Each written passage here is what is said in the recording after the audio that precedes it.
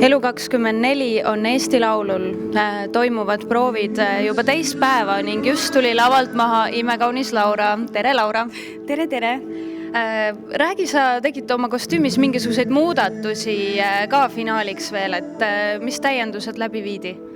Tead, täiendustega nii, et nad on hetkel veel muutuste protsessis, et ilmselt tulevad veel jalgadele natukene leede juurde koos kividega, aga me tegelikult täna ja homme veel testime, et kuidas ta teleliselt tundub, et kuna seda on väga keeruline paigaldada suka peale, mis on ju veniv ja liikumisega paigast, ja me vaatame, et kas see toimib, et kui ta nüüd saab sirgelt paika, siis see jääb, aga kui ei, siis me leiame mingi muu lahenduse.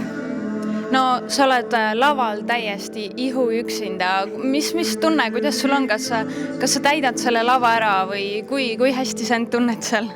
Tegelikult ma üldse ei tunne, et ma olen üksinda, sest et kõik need inimesed, kes mind toetavad, pere, kogu see tiim, kes on Eesti Laulu puhul tegijad, need, kes on personaalselt minu puhul aitavad kaasa, stilistid, need, kes lavaliselt seda asja tahavad paremaks saada, et tegelikult nad on ju kõik minuga koos, et see ei ole ainult minu esitus ja pluss siis Sveni lugu ja see sõnum, et kuidagi hästi mõnus on siin Sakus olla.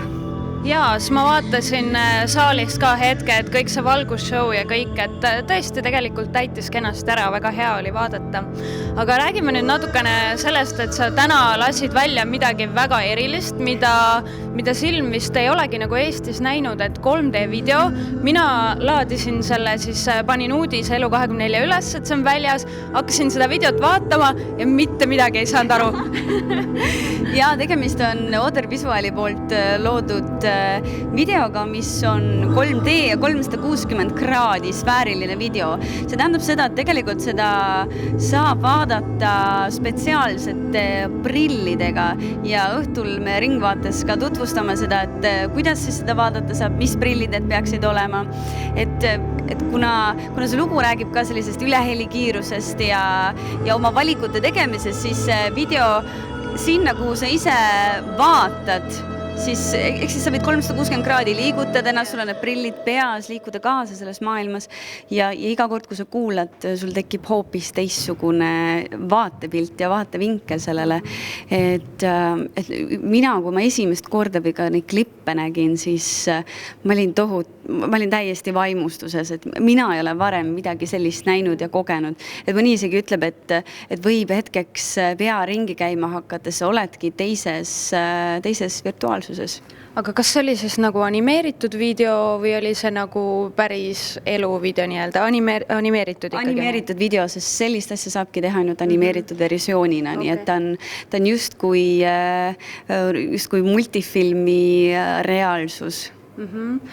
Kaua seda videot siis nokitseti, et see tundub väga suur töö, et sa saad igale poole vaadata?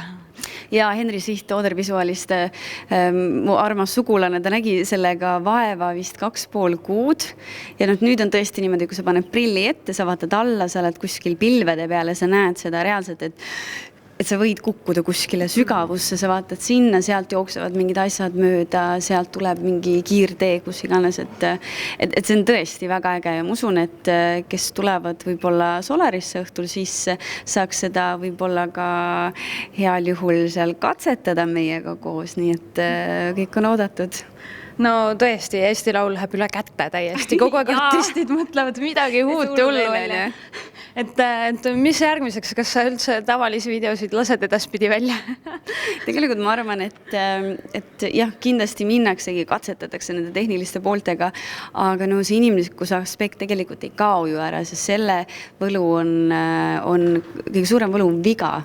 Ehk siis, mida me küll arvame, et on halb, aga tegelikult veas sünnivad pööraselt mõnusad asjad ja see siirus, mis inimesel endal on, see vahetu olemine, et ma ei usu, et see kaob kuskil, et nii nagu minu jaoks ei kao raamat kuskile, et kõik asjad läheksid arvutisse, kindlasti mitte, et see on nagu mingi selline osa ajust, mida sa pead ikkagi hoidma töös. aga lõpetuseks räägi siis veel, mina ei saanud aru, millest see video räägib, et mis seal videos siis täpselt toimub, et sa mainisid pilvi, mis seal veel on? Tegelikult annabki sellise nagu kosmilise, mitte kosmilise, aga just nimelt kui supersoonik üleheli kiirusel.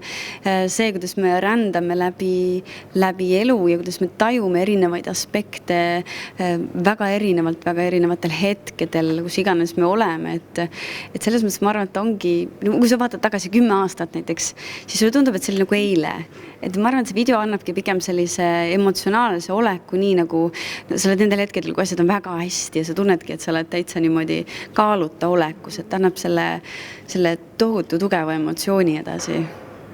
No väga kihvt ja tuleb siis välja, et on vaja minna voodiprille ostma, jah? Muidu ei näegi. Just nii, tuleb need prillid ette panna, siis sa näed seda vägevat teist siis reaalsust. Aga edu sulle veel proovides ja kohtumiseni homme finaalis. Absoluutselt rõõmuga.